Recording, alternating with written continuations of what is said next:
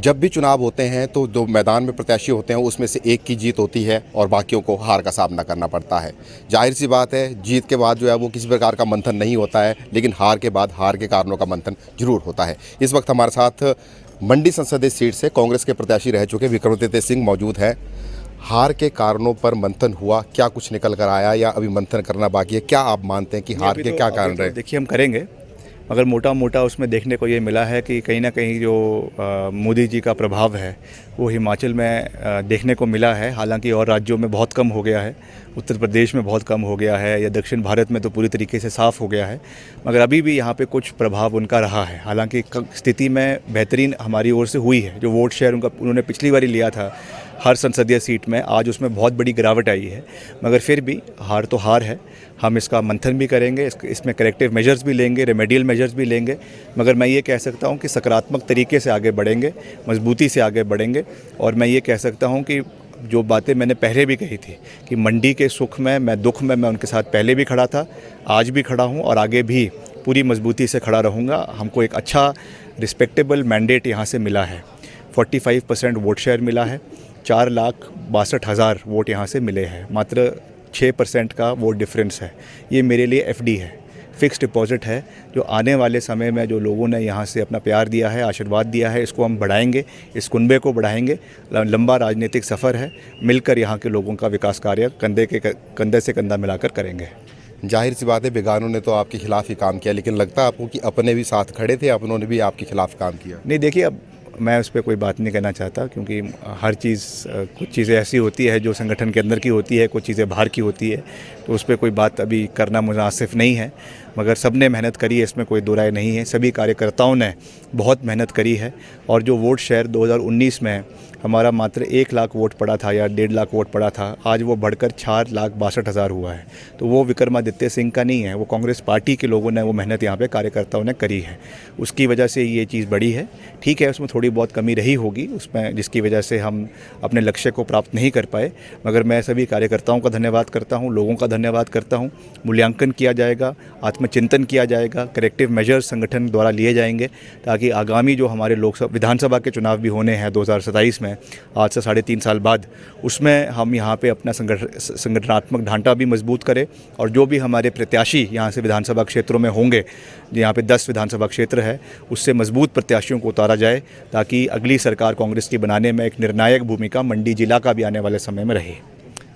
आप मौजूदा समय में लोक निर्माण और शहरी विकास मंत्री है, विज़न की बात आप कर रहे थे। चुनाव तो नहीं जीत पाए, केंद्र में भी आपकी दल की सरकार नहीं बन पाई, प्रदेश में आप मौजूदा समय में मंत्री, आपकी सरकार भी है, क्या होगा उस विज़न का?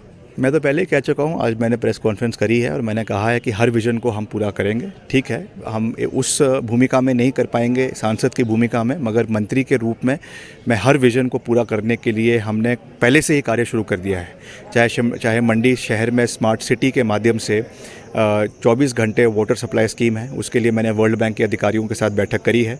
उन्होंने इन प्रिंसिपल इसके लिए स्वीकृति दे दी है। इसका मैं ढांचा बना रहा हूँ पूरा, और आने वाले समय में जैसे ही उसकी स्वीकृति हमें ऑन रिकॉर्ड मिलती है, उसका कार्य हम मंडी के अंदर शुरू कर देंगे।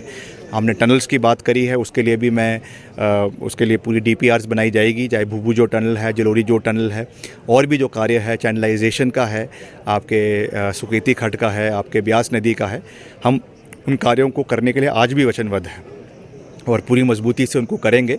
समय लगेगा, मगर ये मैं आपको विश्वास दिलाना चाहता हूँ। मैं पहले भी दलगत राजनीति से ऊपर उठकर कार्य किया। मैं दिल्ली से 3650 करोड़ रुपए लेकर आया, आज उसकी वजह से कितने हमारे सड़कों के टेंडर्स लगे हैं, सड़कें जो है काली हो रही है। वैसे ही आने वाले समय में जब हमारी नई सरकार जो बन चुकी है, उसमें नए मंत्री भी बन चुके हैं, जैसी उनको डिपार्टमेंट्स की एलोकेशन होती है, उसके बाद मैं दिल्ली जाऊंगा अगले हफ्ते 10 दिन के अंदर, उनसे मिलेंगे और हिमाचल के लिए पूर्ण सहयोग केंद्र से लेकर आएंगे। आपने कहा दलगत राजनीति से ऊपर उठकर आप बात भी करते हैं, काम भी करते हैं। दिखती सी बात है कि केंद्र के सहयोग के बिना प्रदेश का विकास संभव नहीं है, और यहाँ से सांसद चुन के गई हैं भारतीय जनता पार्टी की। चुनाव प्रचार के दौरान बहुत वाद विवाद हुआ, क्या आप मिलकर काम करेंगे? देखिए, ऐसा है कि हिमाचल छोटा राज्य है और बहुत से छोटे राज्य ऐसे हैं, खास करके पहाड़ी राज्य है, जिनको केंद्र का सहयोग चाहिए होता है। और ये कोई सौगात नहीं दे रही है केंद्र सरकार, ये हमारा हिमाचल के लोगों का अधिकार है। जो हमारे टैक्स से पैसा कट रहा है उससे ये सहयोग केंद्र से हिमाचल को मिलता है। पहली बात तो मैं स्थिति इसलिए स्पष्ट कर रहा हूँ क्योंकि बहुत लोग ये कहते हैं कि हम कोई वहाँ से कोई जो है सौगात लेकर आ रहे हैं या कोई वहाँ से फ्रीबीज़ लेकर आ रहे हैं, ऐसा नहीं है। ये हमारा हिमाचल के लोगों का अधिकार है। दूसरी बात, जहाँ तक आपने कड़वाहट की बात करी है या वाद विवाद की बात करी है, चुनावों में ये चीज़ें चलती है। हमने तो अपनी ओर से शालीनता बताए रखा, हमने तो कभी मर्यादा को पार नहीं किया। पर बहरहाल अब चुनाव ख़त्म हो चुके हैं तो हमको मिलकर चलना है। मेरी ओर से, क्योंकि वो यहाँ की नवनिर्वाचित सांसद है, तो जो भी सहयोग हमारी ओर से होगा हम उनका पूरा सहयोग करेंगे। उनका ही नहीं, बाकी सांसदों का भी करेंगे और उनसे भी ये योगदान, उनसे भी ये निवेदन करेंगे कि वो समय दें यहाँ के लिए, क्योंकि समय उनके पास थोड़ा कम रहता है। आशा करूँगा कि हिमाचल के लिए और मंडी के लिए उनको समय मिले, यहाँ के लोगों की बात को वो सुने, यहाँ के प्रोजेक्ट्स वो दिल्ली में उठाए, केंद्र सरकार के समक्ष उठाए। जो उसमें हमारा सहयोग जहाँ पे उनको चाहिए होगा हम पूरा सहयोग उनको देंगे मिलकर, क्योंकि विकास हिमाचल का है, हिमाचल के हितों की बात है। उसमें अगर किसी के सामने झुकना भी पड़े तो हम झुकने के लिए भी तैयार हैं, क्योंकि हिमाचल के हित हमारे लिए सर्वश्रेष्ठ है और उसके लिए हमको हर सीढ़ी को पार करना है, हिमाचल को देश का नंबर 1 राज्य बनाना है। चलिए, तो ये थे विक्रमादित्य सिंह, जिनका कहना है कि मिलकर विकास किया जाएगा और जो मौजूदा नवनिर्वाचित सांसद यहाँ से है कंगना रनौत, उनके साथ भी मिलकर काम किया जाएगा। हार के क्या कारण है उस पर जो है वो मंथन किया जाएगा और उसके बाद ही पता चल पाएगा कि हार के असली कारण क्या रहे। लेकिन इतना जरूर इनका कहना है कि तो भारतीय जनता पार्टी का जो एक ग्राफ था या नरेंद्र मोदी का जो एक ग्राफ था, उसमें जो है वो इस बार के चुनाव में गिरावट देखने को मिली है। न्यूज़ 18 हिमाचल के लिए मंडी से वीरेंद्र